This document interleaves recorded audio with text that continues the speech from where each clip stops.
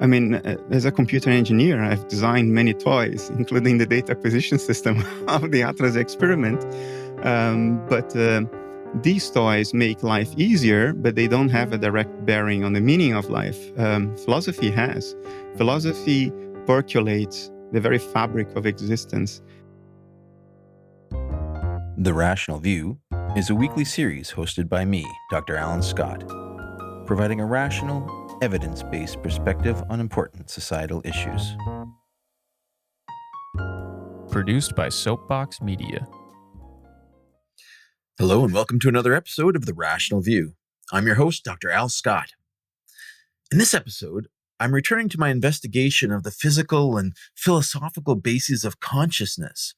Today, I'm going to be taking on a new perspective from a leading expert in both philosophy and artificial intelligence. If you like what you're hearing, please press like on your podcast app and share it with your friends, and come join our discussion on our Facebook group, The Rational View. Bernardo Kastrup is the executive director of the Essentia Foundation. His work has been leading the modern renaissance of metaphysical idealism, the notion that reality is essentially mental. He has a Ph.D. in philosophy and another Ph.D. in computer engineering, specializing in artificial intelligence. As a scientist, Bernardo has worked for the European Organization for Nuclear Research, CERN, and the Philips Research Laboratories. Double Dr. Kastrup, welcome to The Rational View. Thanks for having me all. You have a very interesting and broad resume. CERN, very interesting. Philips. Tell us a bit about your background and what drove you to take on a double PhD in philosophy and artificial intelligence. I've been born a philosopher, I think, but I'm a child of the 70s and the beginning of the computer revolution. So I fell in love with computers at 6 years old with my first ZX81 in 1980. I have a very strong creative impulse in me. So I went ahead and did computer engineering, computer science, computer engineering. It's broader than computer science. Did a PhD in that, reconfigurable computing, all this good stuff. And at some point, I found myself working on AI. When I was at CERN, I was working on a data acquisition system of the Atlas experiment, which is part of the Large Hadron Collider complex. At some point, we could, back in the 90s, and we could already design artificial neuronal networks that were as good as physicists in identifying physical events. Is this an electron? Is this a jet? Have we just seen a Higgs boson or something else? And then I thought, well, if we can't be as good as a physicist, then we are intelligent. What do I need to do extra in order to make that intelligence be accompanied by experience? In order for this computer to not only process data intelligently, but to experience its data processing in the way I seem to experience the data processing in my brain. And struggling with that question brought back all my philosophical tendencies. And at some point, I realized that I was looking at the problem from a completely wrong and futile perspective that would never allow for me to make any progress, because whatever I could change in my artificial architecture, it would always and only have to do with structure and function, never with experience. So am I thinking wrongly about experience? And that's how philosophy returned to my life. At some point, I was criticized for not having a formal degree in philosophy, which was an ad hominem, but an ad hominem that I thought was fair. Not all ad hominems are unfair. Some ad hominems have direct bearing on the question at hand. So I thought that particular ad hominem was fair. And then I took 3 or 4 years and I started publishing all kinds of technical papers in all kinds of academic publications and got myself a second PhD. So now that criticism is dealt with. That's interesting. I've had similar criticisms as a physicist, not having, the philosophy field is rife with strange words that I don't know the definitions of. And I quickly am left behind when a philosopher starts discussing these words. Do you feel now that you're a PhD in philosophy, you're a master of this, do you feel that the value of all that work you put into the philosophy degree has been comparable to your computer degree, or can you balance the two? Is it So superior, far superior. I mean, as a computer engineer, I've designed many toys, including the data acquisition system of the Atlas experiment. But these toys make life easier, but they don't have a direct bearing on the meaning of life. Philosophy has. Philosophy percolates the very fabric of existence. It is the uniquely human mental activity. It's philosophy. Now, animals can build tools. They can construct things. Look at termites and ants. Ants farm and build large houses with multiple chambers. They have an army well organized, and so none of that stuff is uniquely human. Corvids and higher primates, they can use tools. What makes us unique is our ability to philosophize. So I know if I am remembered for anything, I will be remembered not for the little computers I built or my participation in large technology projects, both at CERN and at ASML. I've been involved for many years in semiconductors manufacturing.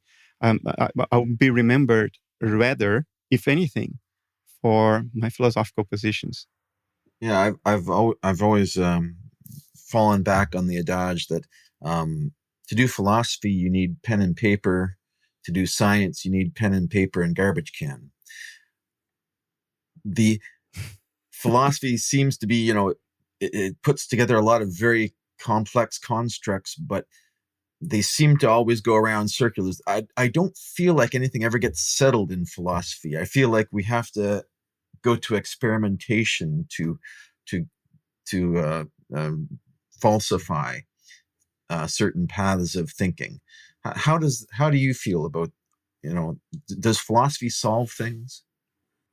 I am very critical of academic philosophy. I think historically it has hardly settled any debate because, unlike science, which has experimentation as a way to pose a question to nature and get an objective answer, philosophers can entertain their pet bullshit for forever and still get it published if it is internally coherent enough. But of course, most of what is internally coherent is just fantasy. So I think philosophy, academic philosophy, desperately lacks some kind of Darwinian evolutionary process. So we can abandon bullshit and move on, even if some people are intellectually married to that bullshit. And right now, that's not in place. And there is very little professional motivation for that to be in place because philosophy is no longer something that you can do because you have a patron, like it used to be in earlier centuries. But now it's a profession that gets paid at the end of the month based on productivity. And of course, a Darwinian process in philosophy would probably wipe out many jobs for philosophers, careers that are committed to certain perspectives that I'm saying we should just abandon that nonsense altogether and stop wasting, taxpayer money on nonsense. So I don't think that will fly. So I'm very critical of academic philosophy in that sense. But I don't think we can expect of philosophy the same clear-cut Darwinian process that science has, because the reason is the following. Science is an attempt to study, model, and then predict the behavior of nature, what nature does. And these are the questions that experiments settle. You ask a question to nature, you wait for nature to do something, and then nature does that, and it will either be consistent with your theory or refute your theory. But philosophy doesn't ask questions of behavior. That's science. Philosophy asks questions of being. What is the thing that behaves? And that is not directly settled by experiment, even though experiment does have a bearing. If you have an ontology, a narrative about what nature is that has certain behavioral implications, and then nature's behavior contradict those implications, then your ontology is nonsense. Just drop it. Be done with it. But it's not as easy for philosophers to formulate clear-cut experiments that are decisive. Most of nature's behaviors can be consistent with multiple ontological alternatives. And then you have to use other criteria, such as internal consistency, explanatory power, not only empirical adequacy. Empirical adequacy is one aspect, but there are 4 others that philosophers need in order to make choices. The problem is that the other 4 are not as clear-cut. What you consider coherent, others may consider not coherent. What you consider tremendously lack explanatory power, the other one might consider a promising alternative for the future and replace explanatory power with promissory notes. So things don't get settled for that reason. So getting back to the ideas of consciousness, so you're a proponent of a certain metaphysical idea, and you've written extensively on this. So let me paraphrase. You believe that mind and consciousness are the basic elements of reality. How did you come to this view? Was this just a strong application of Occam's razor? I think, therefore I am, and everything else is extraneous? Well, that's one aspect of it. The simpler thing to do is to say the one ontological category in nature is the one we know for sure to exist because we are directly acquainted with it. And that's experiential stuff, mind stuff, qualitative stuff. But there are other reasons for this. Look, to say that nature is mental is not to say that nature is all in your mind or all in my mind. It is to say that it's out there. There is an objective world that we cannot change merely by wishing it to be different. Doesn't matter how long you pray or how long you repeat your affirmations. The world is what it is, whether you are here or not. But it is also mental in nature, just like your thoughts, in the same sense that my thoughts are mental, even though they are not your thoughts. And even though you can't think my thoughts right now, you can only detect the footprints of my thoughts on your dashboard of sensors and instruments. And you call it my brain or my body. So that's what I put forward. And the justification for this is parsimony, that's one. But also explanatory power, because you see, parsimony tells us that we can play the game of reduction very far, but at the end of the day, there has to be a reduction base. There has to be at least one thing in nature that you can't explain in terms of anything else, but in terms of which you can explain everything else. In other words, you say, well, I reduce A to B, B to C. Eventually, you come to Z. And then you cannot reduce Z. So Z has no explanation in terms of anything else. But all the other letters can be explained in terms of Z. So that's the best you can hope to achieve. So any metaphysics, any theory of what nature is, has to have at least one element in the reduction base. And the criteria then is which element do you choose to make sure that everything else can be reduced to that one thing. Materialism chooses things that are exhaustively defined in terms of quantities alone. Numbers, mass, charge, momentum, amplitude, frequency, all that good stuff. But it then fails to reduce qualities to the quantities. What is the weight of your thought? What's the color of your feeling of hunger? These two domains are incommensurable. So materialism chooses a reduction base that doesn't allow materialists to reduce the main part of nature, the only one we are directly acquainted with, to that element in the reduction base. And that's a severe problem in terms of explanatory power.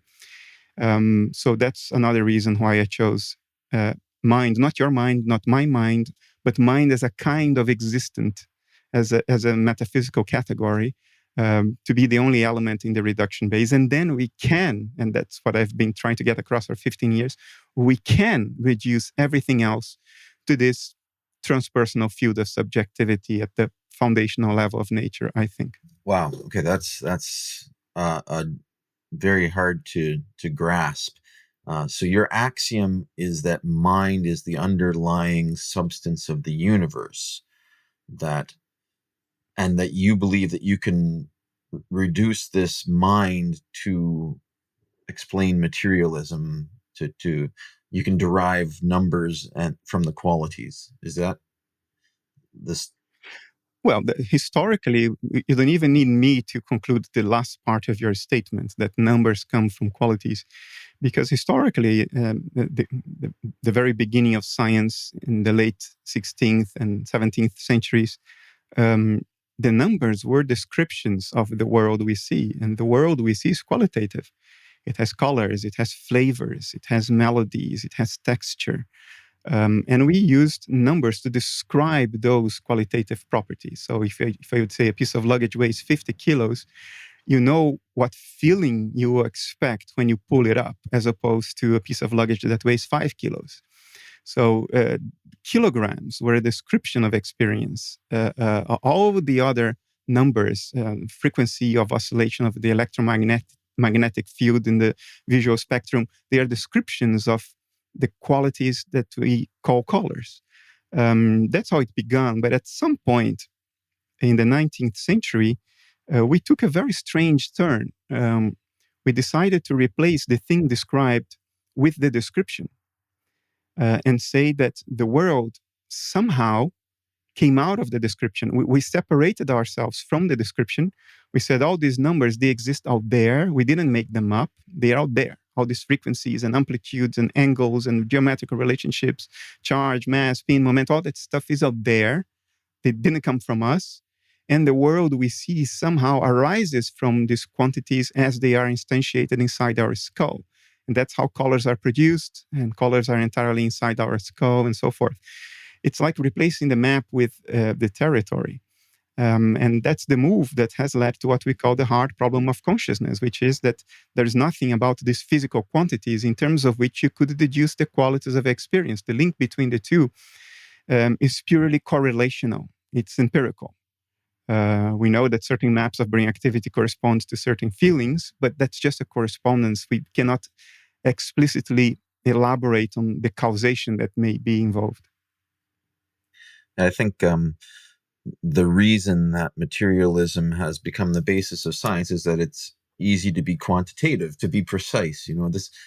You can derive universal laws of energy conservation and track it quantitatively and do these experiments to verify them. Whereas qualities, you can't conserve color or feeling. These are chemical states of the brain, supposedly. If you go back from, you look at how the neurology works and how feelings come about, we can influence them with drugs. We know that these are very subjective things, and it's very difficult to define, to work with. I think that's been the problem, is we can't define it to work with it. Oh, but that's exactly what has been done. We have defined the world in terms of quantities alone.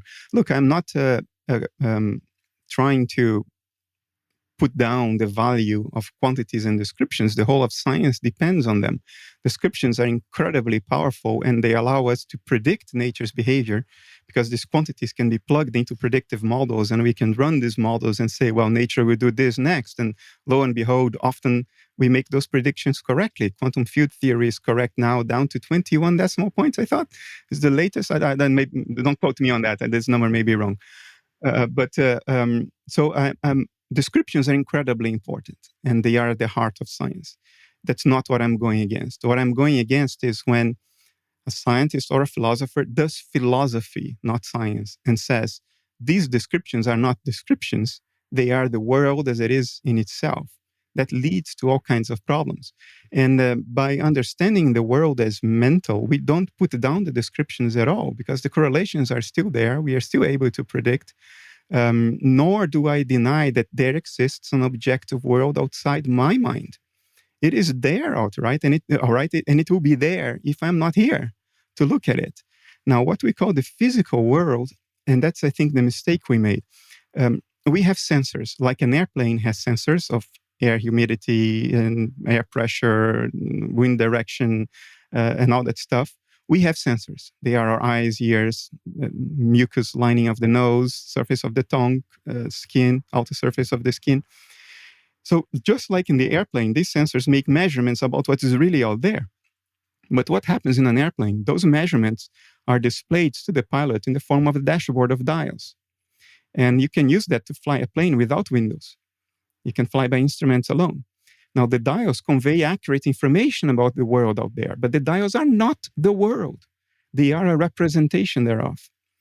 If you apply this to us, our dials that provide us information based on what our sensors pick up is a screen of perception. And physics is a science of perceptions, the science of the world we perceive. So perception is our dashboard. Perception is not the world. Perception is a representation of the world. But we think it is the world. We say that the physical world is the world as it is out there. Never mind that 40 years of experiments in foundations of physics are telling us that that cannot possibly be the case. We still try to devise some loophole to convince ourselves that it may still be the case. Well, I think it's very clear cut that it's not the case. What we call the physical world is a representation of the real world. It's our dashboard. And therefore, if you don't measure, there is no physical world. In an airplane, if the sensors don't measure, the dials show nothing on the dashboard. That doesn't mean that there isn't a world out there. Of course, there is a world out there. It's just not the dashboard. It's not physical. Physicality emerges as a consequence of measurement. Now the paradoxes dissolve if you see the world like this. Bell's and Leggett's inequalities start making sense. The paradoxes dissolve. But we have then to grant this unpalatable thing for 20th and 21st century culture, which is the world as it is in itself isn't physical. Physicality is a representation that arises from measurement. All of science still applies. All of our predictions, so long as they're experimentally confirmed, still hold. There is still a world out there. What we are talking about now is what that world is in and of itself. And I say it's not just a description because that's incoherent. It leads you to a wall. What that world is of the same kind of what happens inside me. If I'm feeling sad and I look at myself in the mirror, I see material tears. That material is what my sadness looks like when displayed on my dashboard of dials on the screen of my perception. Matter is what inner mentation looks like. Take that out to the world at large, and if you postulate that nature contains spontaneous subjectivity, that's what the world is, a field of spontaneous subjectivity, not thoughts like you and I have. We are the product of billions of years of evolution in order to be able to react timely to environmental challenges. Nature at large, I would say, is very simple mentation, a very spontaneous mentation. That's why the laws of physics reflect a very stable behavior of nature, because at a foundational level, it's simple, spontaneous, predictable mentation. And when we measure it, we get the physical world, which is a cognitive representation built by the cognitive apparatus that evolution has equipped us with in order to maneuver and survive in this environment. Okay, I see what you're trying to get at. It's difficult to understand what that means, though. Are you positing then like a Gaia type world where there's a universal mind that is the basis of everything, or what does it mean that the universe is basically mental? Is it a coherent mind, a conscious mind? What is this mind? I use the word mind as a synonymous of what philosophers call phenomenal consciousness, which is the existence of subjectivity, the basis for experience. And now, you could say that if I postulate that what we call quantum fields are actually descriptions of a field of subjectivity, then you could say correctly that it's a universal mind. But I don't mean by that that it is a thinking, loving field, divinity kind, premeditating, planning making kind of mind. I think it is a very spontaneous, fairly simple mind. Otherwise, a paramecium would have higher level mental functions. If those higher level mental functions were already in the fabric of nature from the beginning, we wouldn't have needed evolution to develop our ability, for instance, to think rationally and to metacognize and introspect. I think all these higher level mental functions are the hard-earned product of bloody evolution over the eons. I think the mind of nature is a natural mind. So in that sense, I'm a naturalist. I'm just saying that, well, there is a nature out there. There is a world out there. Everybody would agree with me, I think. And I'm just saying that the type of existent that thing is the same type as what we call human minds, which doesn't mean that it has thoughts like we have or emotions like we have. It's a spontaneous, simple field of subjectivity, not an entity or an intelligent entity. I don't think the evidence allows us to coherently postulate that. This model, assuming a maybe not sentient but experiential universe, seems to resonate with some Buddhist and Hindu teachings. Are you a religious person, or do you have a particular religious association, or do you believe one of the religions has brought this idea forward, or has some correspondence to the reality that you're positing?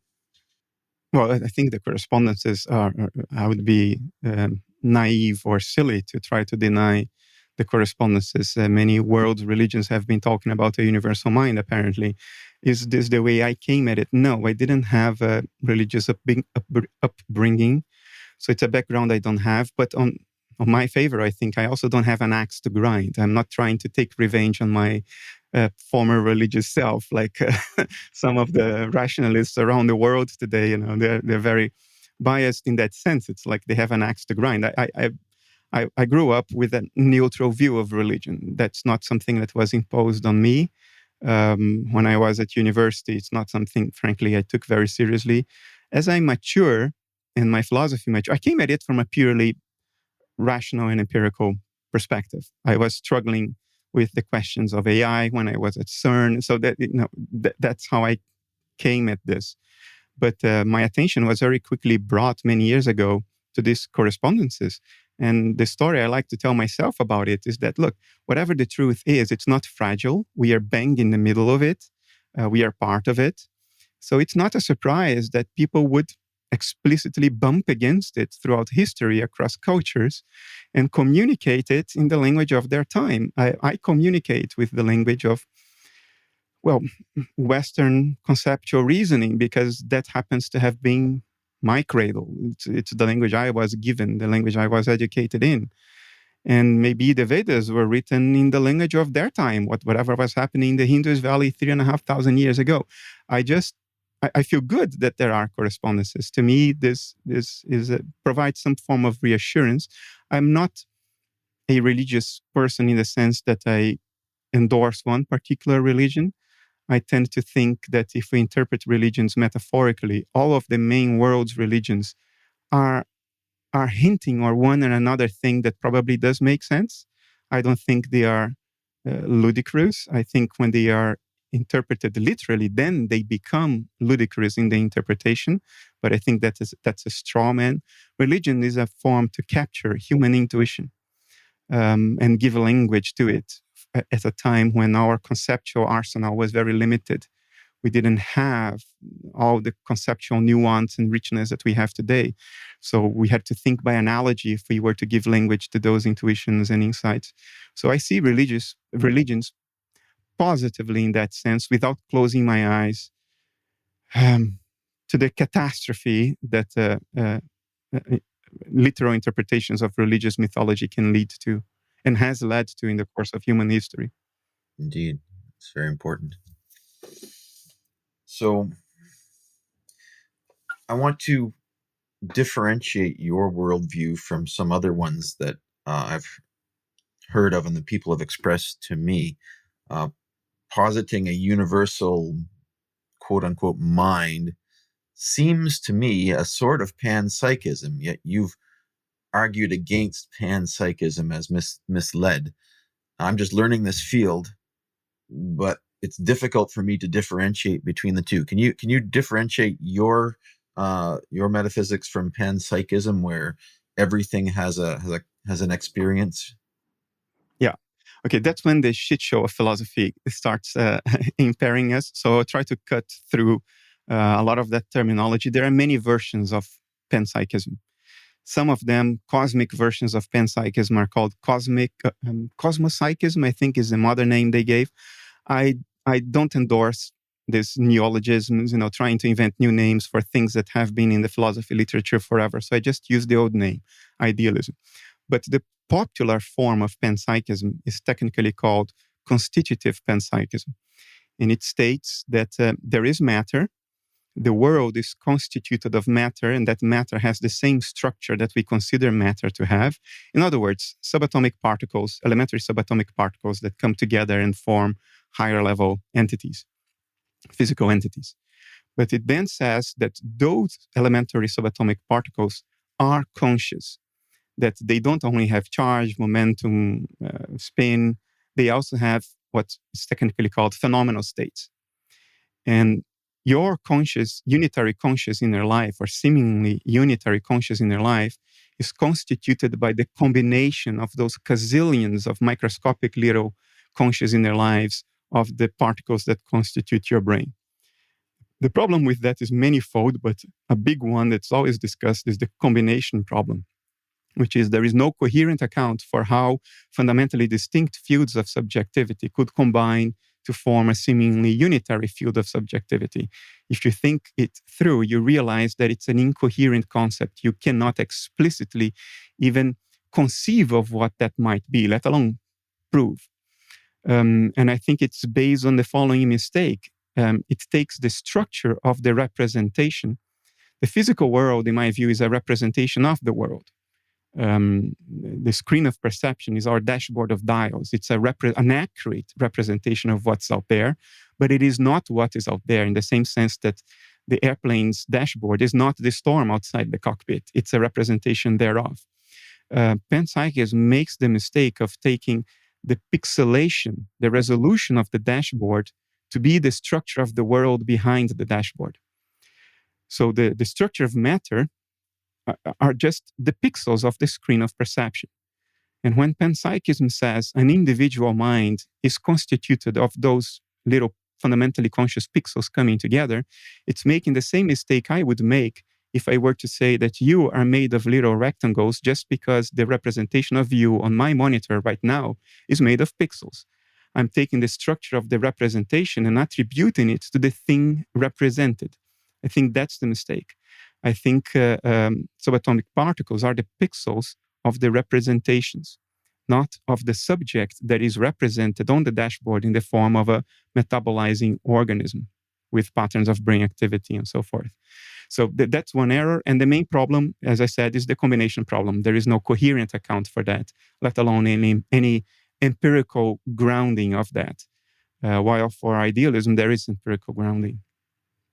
But to be fair, I guess, obviously that's a problem. The unity of individual conscious elements is unexplained in that theory. In your theory, the disunity is also unexplained. Why are we individuals if there's a universal mind? I think they both have challenges to entertain. Yes. So there are three canonical problems. If you're a physicalist, the canonical problem is the hard problem of consciousness. How can I deduce the qualities of experience from physical properties? If you're a constitutive panpsychist, the canonical problem is the combination problem. We don't have a coherent account of how fundamentally separate subjectivities could combine. If you're an idealist, then you face the decomposition problem, which is you solve the combination problem by circumventing it by saying there is only one field of subjectivity in nature. But then you have to account for why I can't read your thoughts right now, why I don't know what's happening in the galaxy of Andromeda.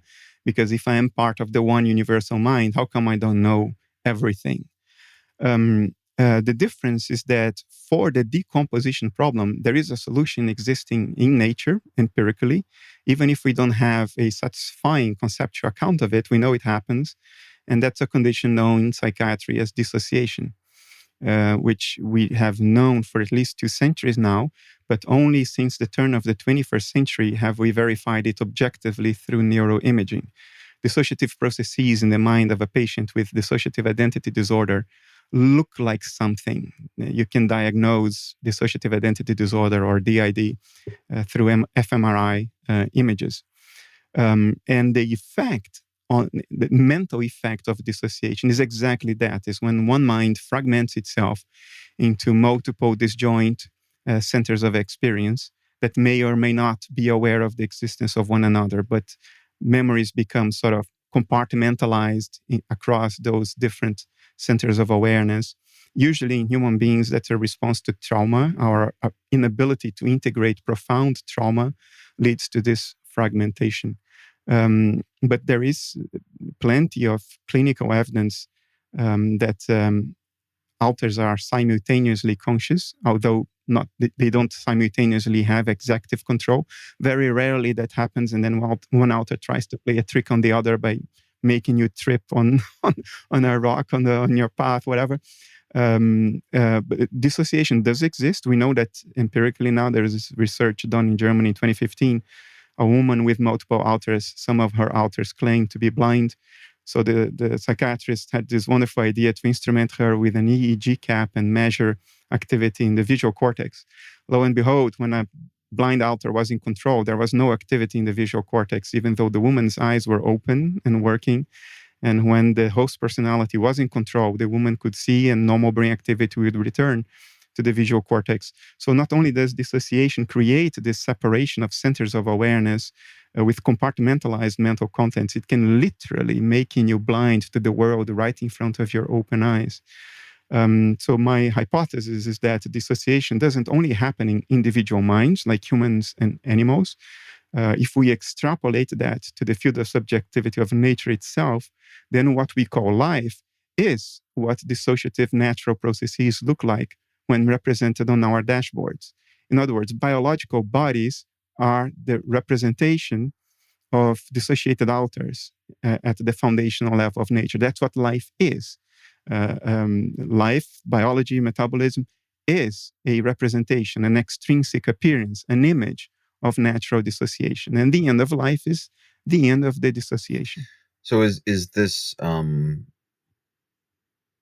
dissociation something that happened in the original cell and continued through evolution?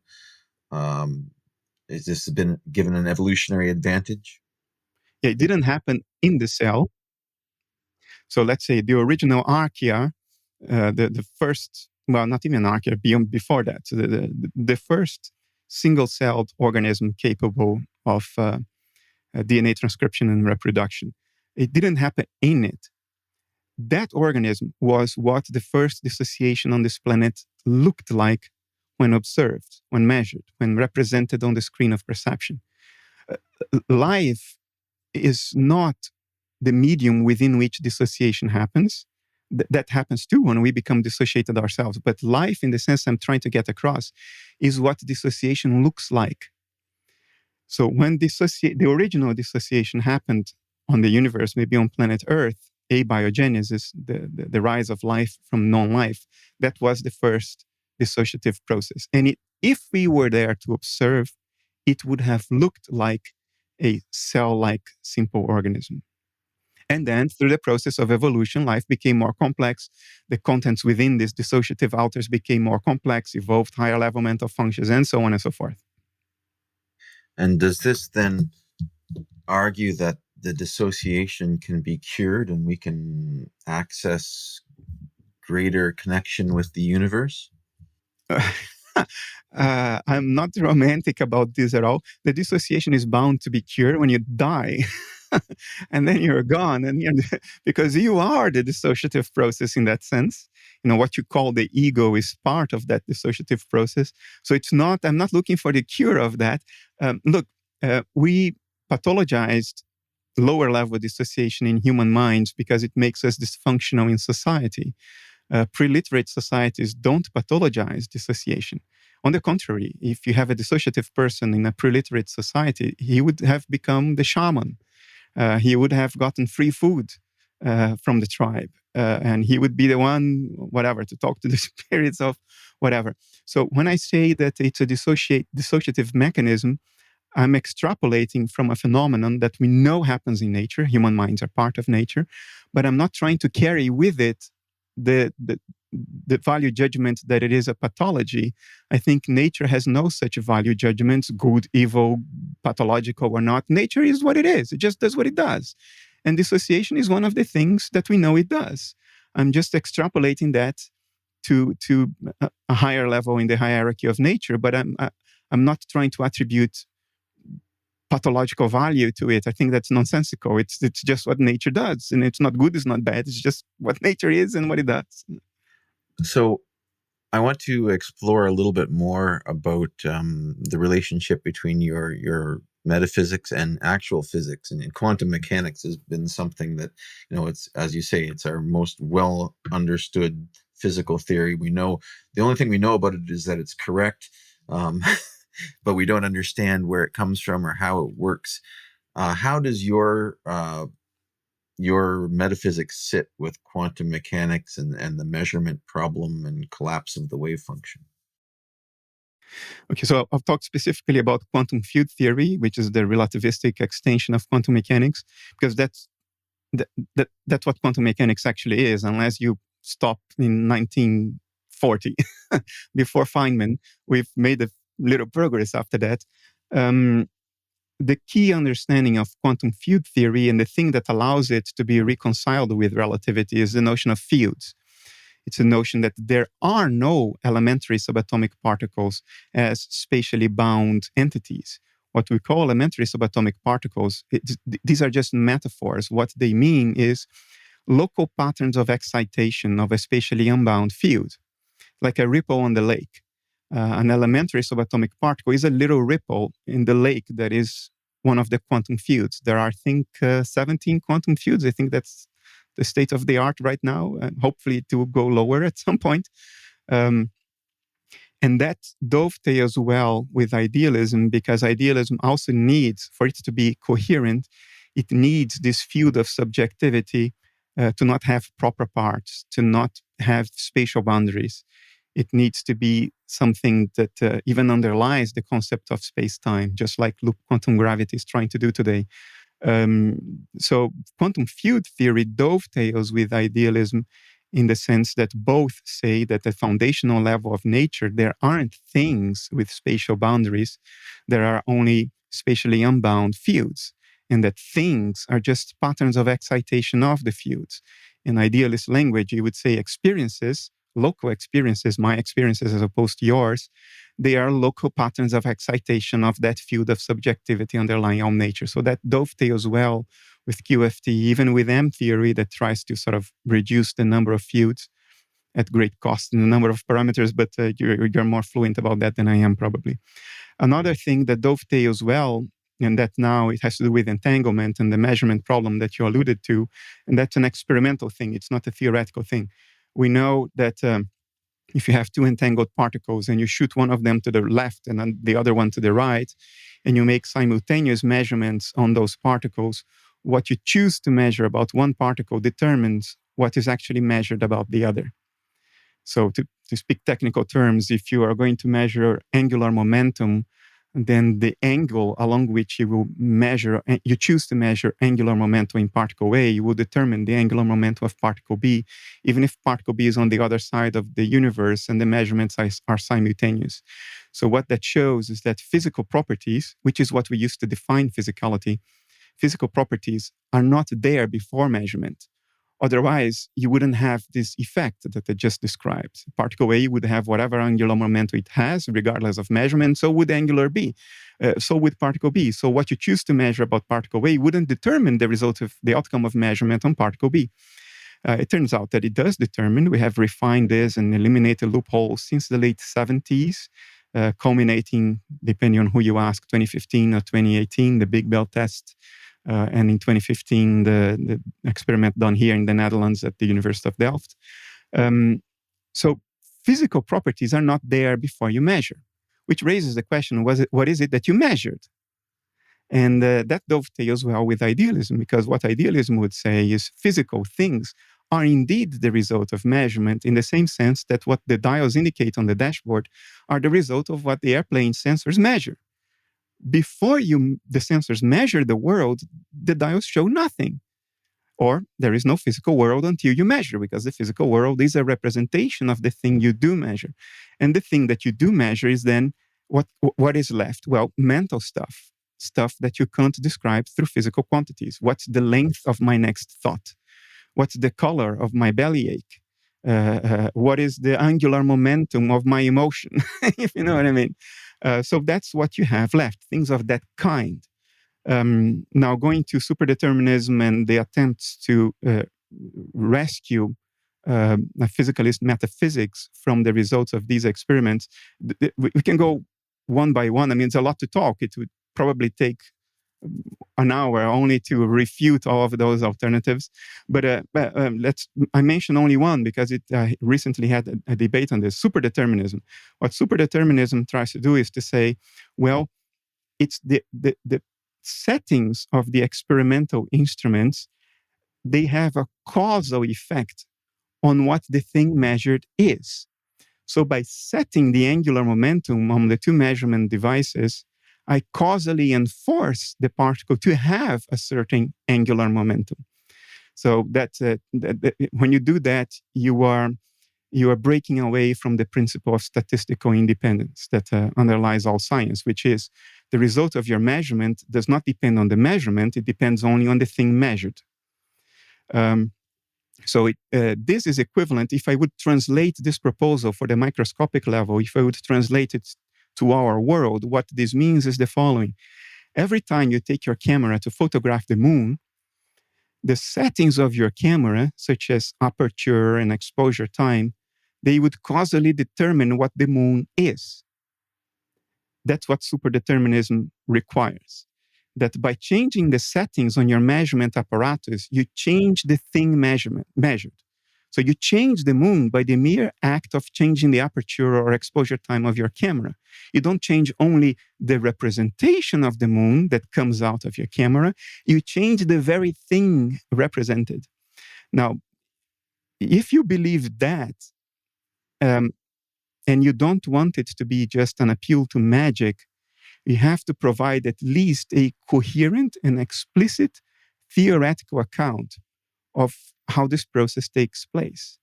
You have to speak technical language. You have to provide at least an explicit and coherent path integral that shows what these hidden variables are and how they do what they are supposed to do. But nobody in the world has ever provided a testable account for what this might be. It's just a sort of a hand-waving appeal to an unknown and say, well, there is something invisible that does exactly what we need it to do for us to be able to hold on to our metaphysical prejudice as well. Okay, good luck with that.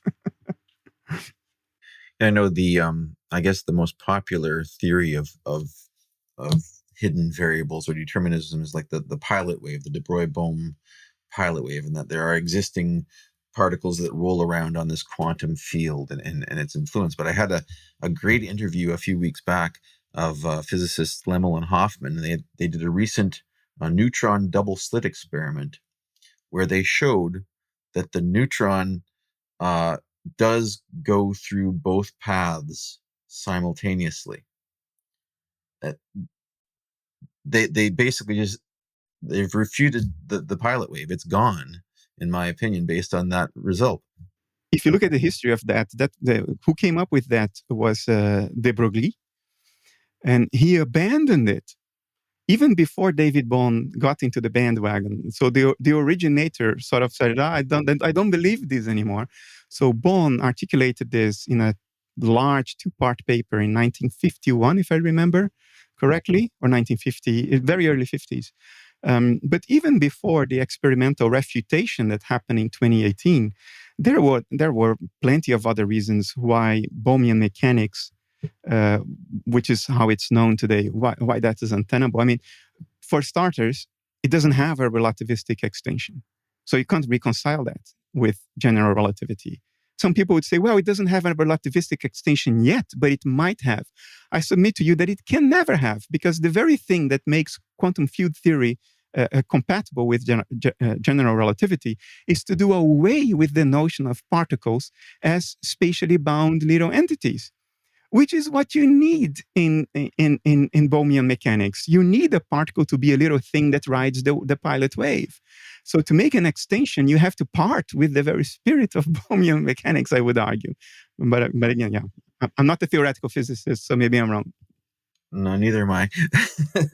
But getting back to your idea of how the quantum field theory works with your field of subjectivity, I feel like you're positing that the quantum field is this field of subjectivity, because they're both bases. They both mean they're bases of our experience of the universe. But there's this collapse mechanism that's very misunderstood or not well explained in quantum mechanics, in that, as you say, depending on what measurements happen where, things exist or they don't exist. And there's there's an association in some people say that mind is what's required to collapse the wave function, and then that's a controversial statement, because other people will say, well, just a measurement apparatus would also cause this collapse, and Penrose would say gravity makes this collapse, and there's all sorts of ideas that are being experimented with right now on how the wave function collapses, and what scales superpositions might exist on. But if your theory is positing that mind is what's causing collapse into states, and the process of a mind making an observation causes a collapse of a wave function, but the universe is mind, does that mean you can't have superpositions? Because isn't the universe a mind? Well, by definition, I'm saying that mind is all there is. So whatever happens, it's something mind does. So from this very generic perspective, the answer is yes. Do I think that human minds have the magical power of changing the world fundamentally from a wave of possibilities into something concrete?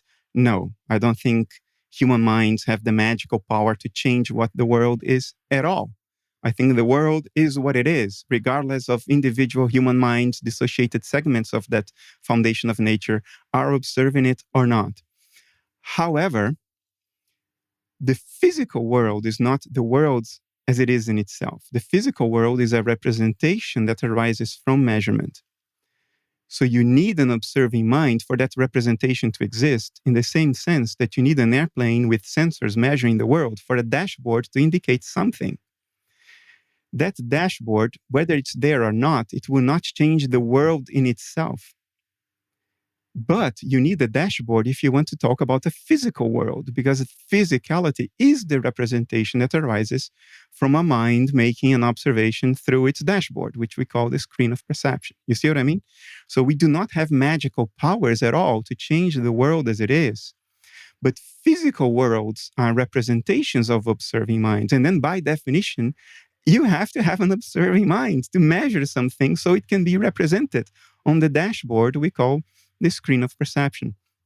Now, the equivalence I see is the following. I'll try to frame it rigorously and unambiguously.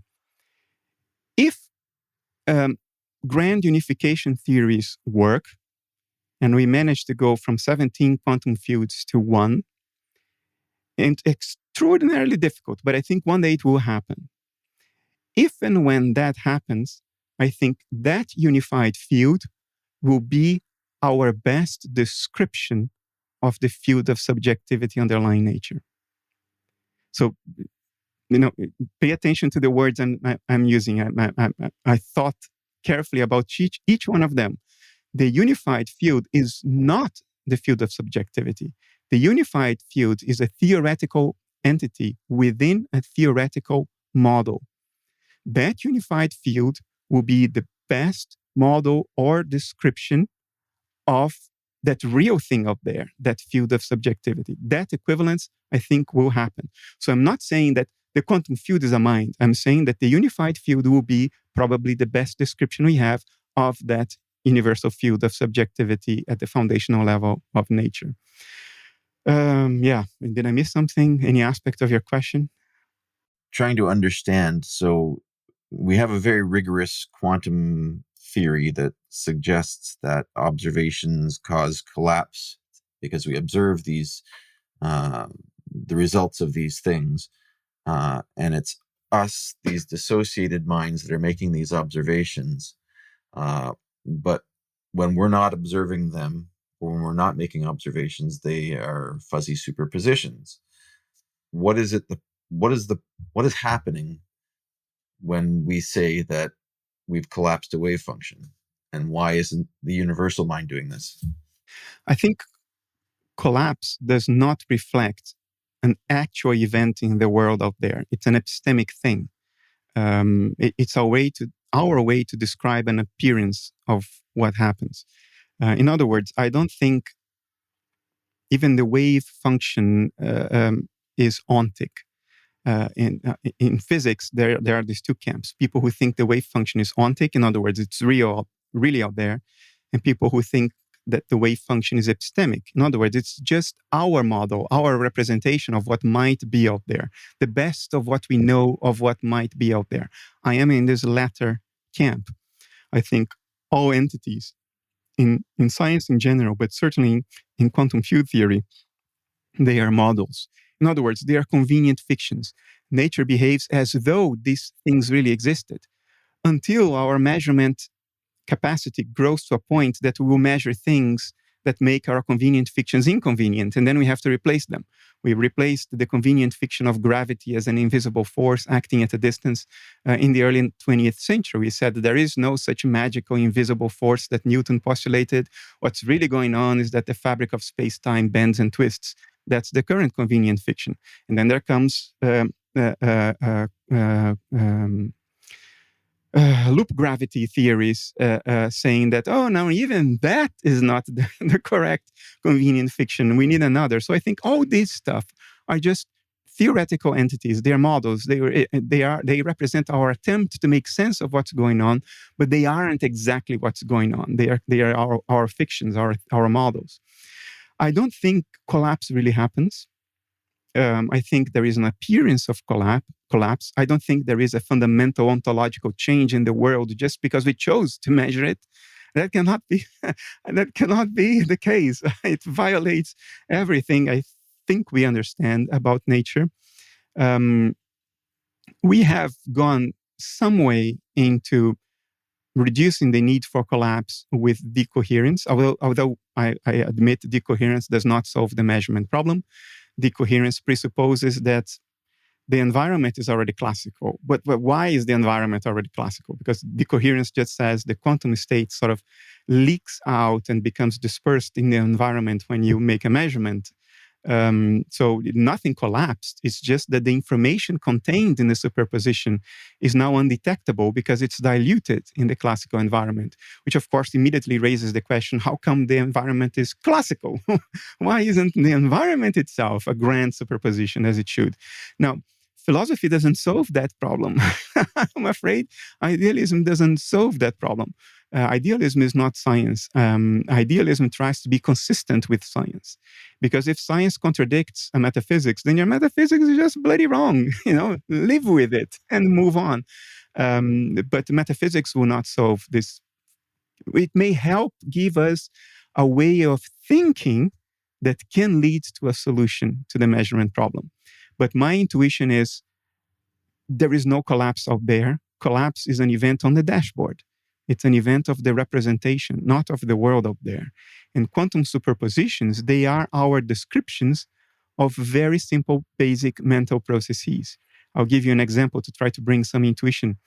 Imagine that you are offered a job, and for a day you walk around undecided. You don't know whether you should take the job or not take the job. So in your mind is in a superposition of two states. You are concurrently living the reality of taking the job and not taking the job. That's what we call an indecisive state of mind. And I don't want to anthropomorphize nature because I think that's a fallacy. But something very vaguely related to this may be what is described by a superposition. I don't think an observation will change that thing that is described by a superposition, because I don't think observers have magical powers to change the bloody universe.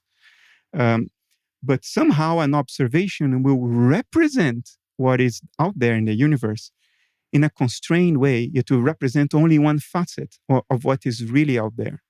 And that's what we call collapse. It's a partial representation of what might be really out there.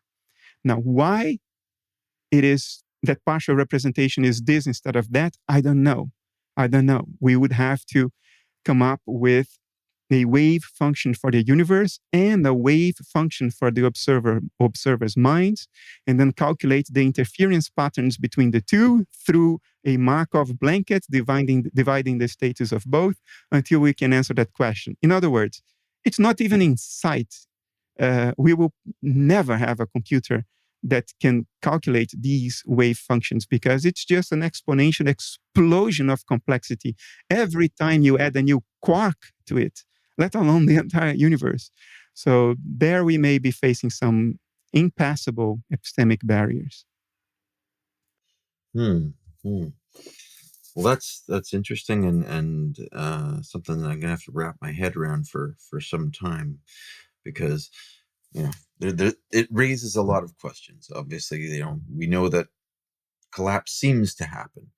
So the question is, what is this illusion? If it's not real, what does it mean? And obviously there are different quantum mechanical theories that try to get around this. There's the many worlds theorem that does say that the wave function never collapses; it just evolves, and we all live on separate. We live every possible decision that we could have made, and these are just independent worlds that can once you make an observation, you're just finding out which world you're in. I think that's complete fantasy. It's completely fantasy, totally ungrounded in experimentation and empirical evidence. But okay. But if you don't accept collapse, then you're forced ontologically into something like that, aren't you? Now, then I'm forced ontologically into recognizing that my representation of the world as it is a partial representation of it. Let me give you an example with a metaphor.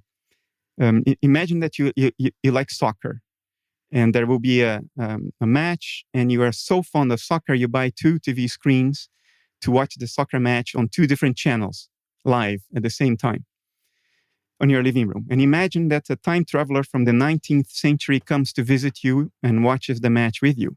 And your time traveler friend becomes just flabbergasted with the fact that the little man inside one box run in a way that's completely coordinated and correlated with how the little man in the other box run.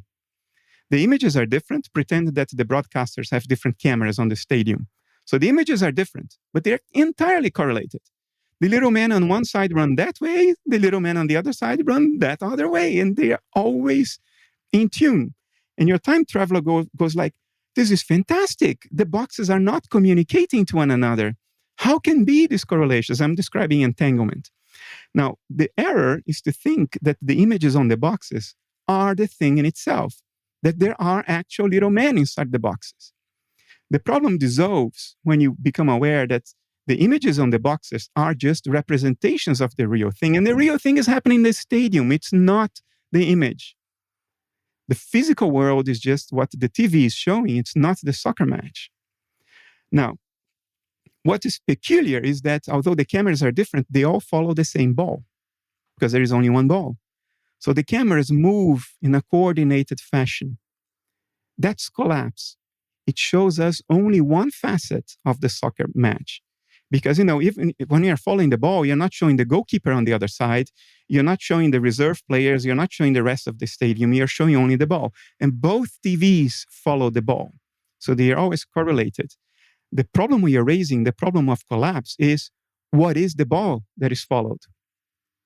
And I don't have an answer for that. I don't know what plays the role of the ball that everybody is looking at.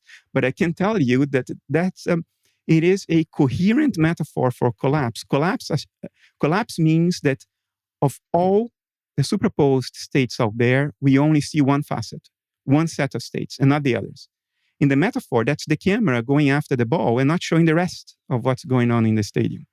And that happens on both TVs, which fits entanglement into the metaphor. I don't know what plays the role of the ball. I don't think that problem has been solved. But I don't think collapse is something happening in the stadium. If you are at the stadium, you can see everything. Collapse is an artifact of the TV screens, is an artifact of the measured thing, of the representation.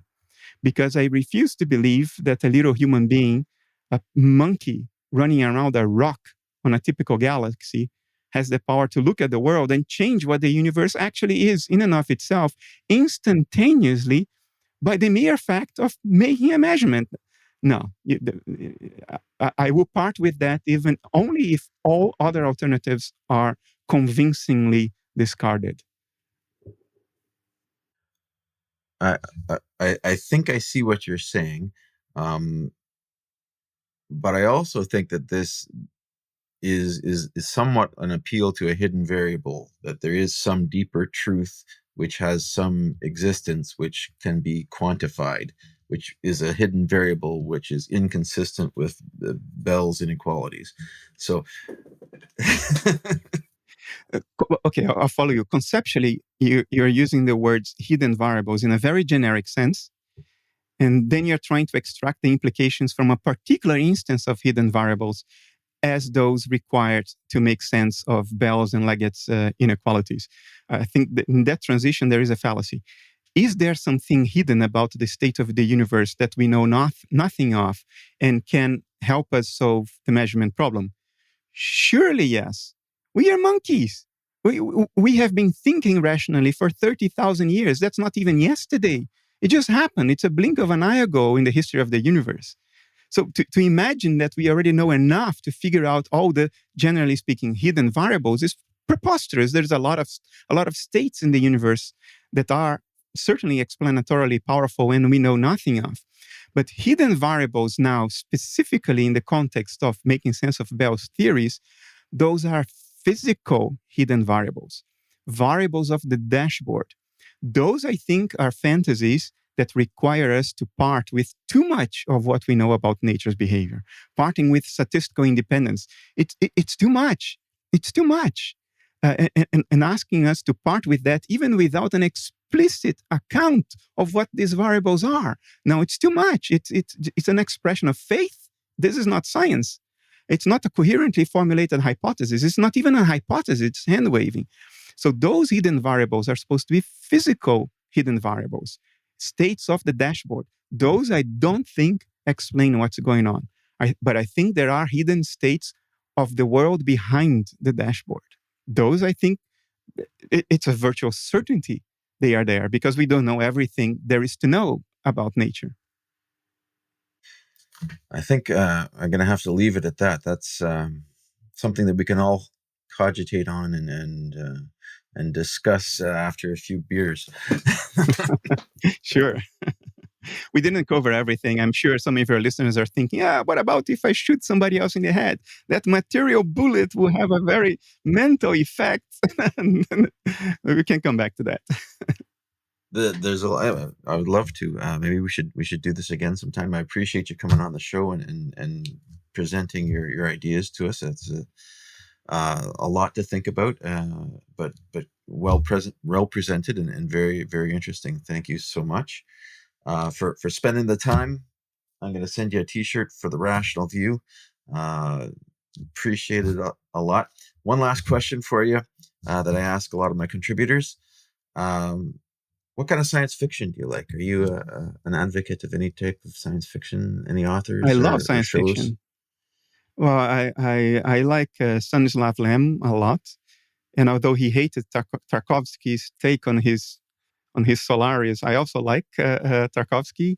In recent movies, I very much like Arrival. I think it's the best Hollywood sci-fi movie of all times.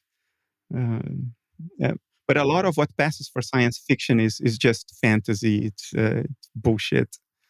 So I like true science fiction. Yeah, hard science fiction. Star Trek over Star Wars? Star Wars is not science fiction. It's fantasy. And I love Star Wars as fantasy, grew up with it. Star Trek tried to be science fiction for a while. I love Star Trek too. But it's not very mature science fiction, I think. The most mature science fiction is just written. I very much like Philip K. Dick. Okay, yes. A lot of it was fantasy too, not science fiction. He didn't have a scientific background, but he was very curious and he read a lot. And there's some good stuff there. Okay, well, thank you for your recommendations and your theory. Great talking to you. It's been a pleasure. Thanks for having me.